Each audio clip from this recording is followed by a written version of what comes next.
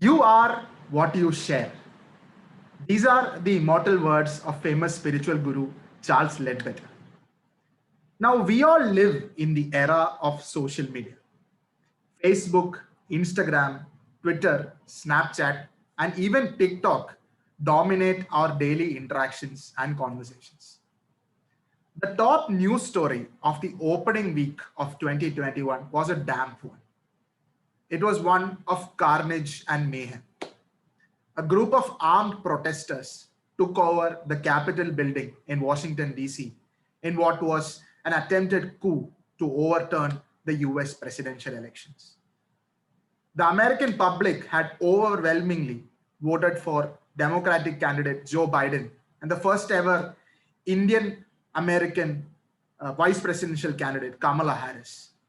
But fans of US President Donald Trump do not believe in the democratic process. The president did not help himself. He fueled the flames. In fact, you could say that he had given his tacit approval to this insurrection with several tweets and even Facebook posts urging his supporters on. After 4 years of him wreaking havoc on social media, Facebook and Twitter finally took strict action, suspending his accounts indefinitely. Yes, after 4 years of supporting white nationalists and right-wing hate groups, Facebook and Twitter took down this insidious account. Such is the power of social media. A lie can travel halfway around the world while the truth is putting on its shoes. This is a famous quote by writer Mark Twain.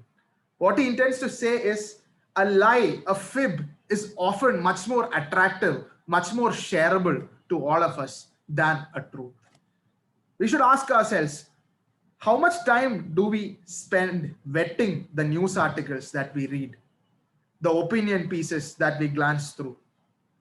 In an Indian context, we saw a deluge of fake news during the Delhi riots, with both sides using false stories to push their narratives.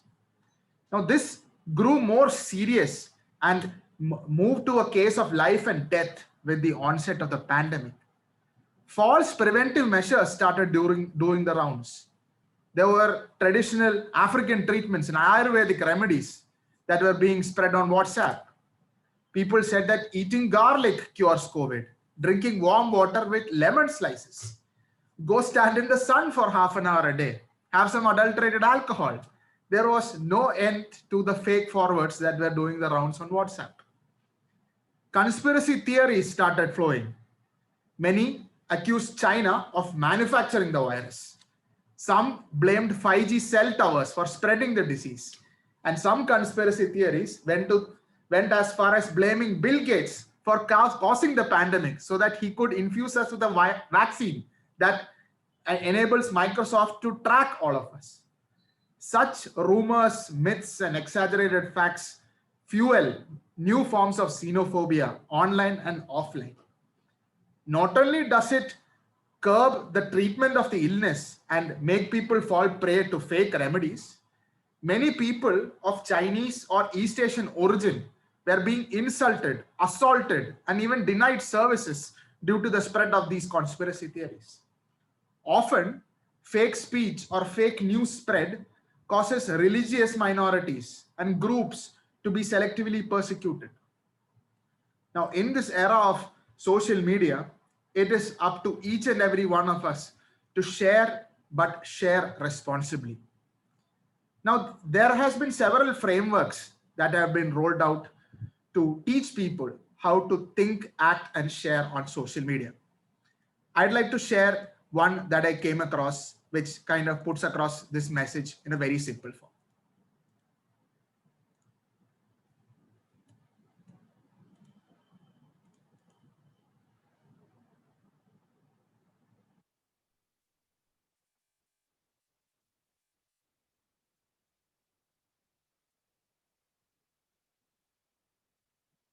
How to spot false news.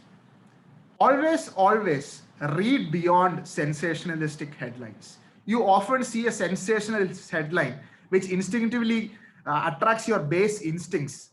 You want to share it because you feel it is a hot piece of news or a hot piece of gossip.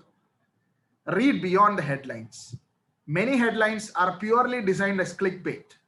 Always ensure that you get to the whole story. Consider the source. What source are you getting that news from?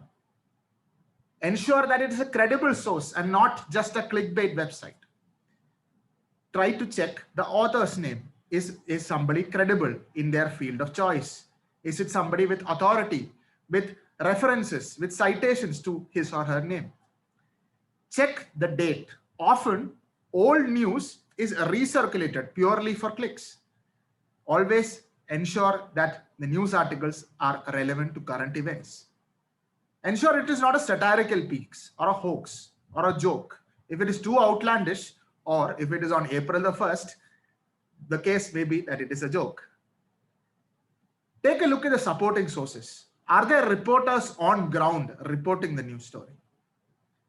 Check if there are any hyperlinks accompanying the story. Check your biases. Many of us have many cognitive biases which play a dominant role in the kind of news articles that we circulate. Sometimes articles that play to our cognitive biases, we share without checking the sources, without checking the background, or without checking the authenticity. So ensure that every news article that plays to your biases, you check doubly.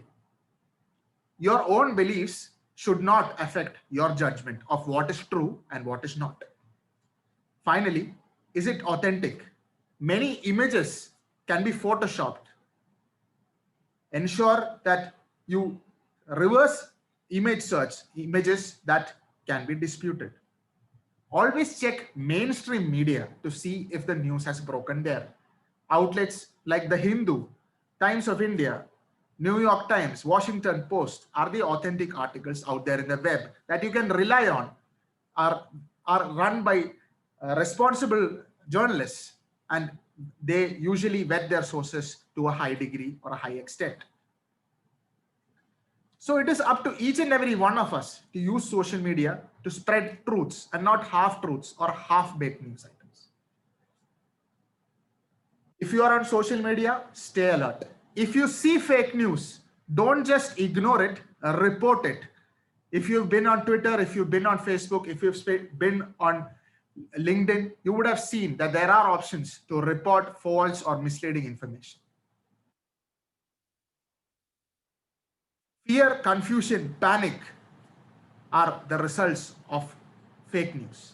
We saw the Delhi riots being fueled by fake news. We saw an insurrection in Capitol Hill fueled by fake news. So next time you share, please share responsibly. Thank you. Have a great day.